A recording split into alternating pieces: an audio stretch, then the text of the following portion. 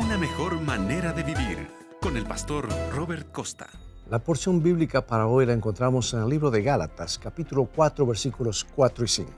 Pero cuando vino el cumplimiento del tiempo, Dios envió a su Hijo, nacido de mujer y nacido bajo la ley, para que redimiese a los que estaban bajo la ley, a fin de que recibiésemos la adopción de hijos. Cuando era niño odiaba las clases de historia. Es posible que fuera porque al comparar la historia de otros países me parecía muy aburrida la de mi país. Lo que quiero decir es que no tuvimos tantas revueltas que habían tenido otros países, y memorizar los nombres y las fechas de todos esos exploradores me pareció un ejercicio sin sentido para un niño de escuela primaria. Para mí era como un curso sobre guerra, gente muerta, mejor dicho, y podía imaginarme muchas maneras mejores de pasar el tiempo. Más adelante, en mi vida me convertí en cristiano. Mejor dicho, reacepté a Cristo y me reconvertí. Quiero decir, un verdadero cristiano, no solo una persona que nació en un hogar cristiano, porque así fue.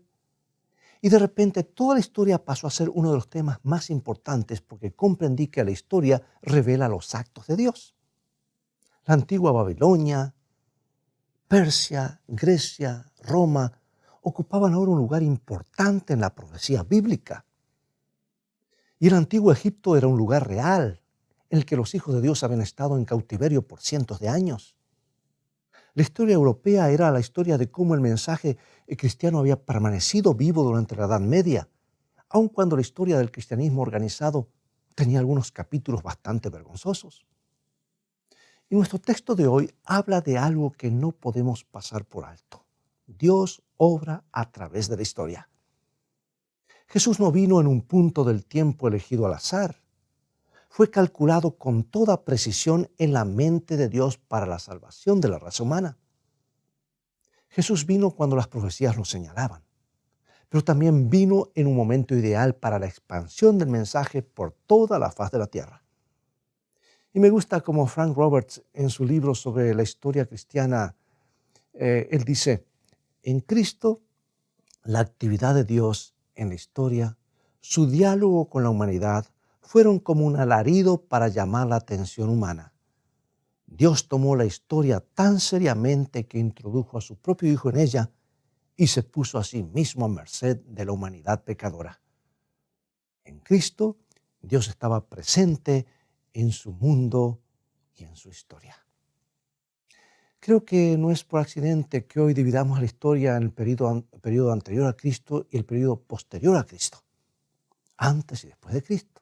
Y sé que algunas personas lo han cambiado por motivos políticos e ideológicos, pero igual marcan el tiempo a partir de los días de Cristo, independientemente del porqué. La aparición de Dios sobre la tierra fue lo más importante que le sucedió a la historia humana. Y toda la historia se encamina hacia el punto cuando Cristo retornará en persona para establecer su reino. La ciencia de la historia le pertenece a Dios, y su interacción con la raza humana a través de los siglos prueba que Él no es terrateniente ausente que no se preocupa con lo que pasa aquí. Eso tiene algo para decirle a nuestras vidas. Si el paso del tiempo le pertenece a Dios, si el punto de inflexión en la historia de la humanidad es la historia de Jesús, eso debería moldear la forma en la que administramos el tiempo. Cuando regrese finalmente y repasemos los libros, ¿será tu vida una parte integral de la historia?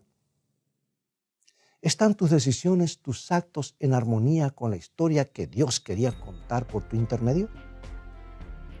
¿Es tu vida una parte del plan de salvación o es parte del plan divino para establecer su reino y redimir a este mundo del pecado y sufrimiento?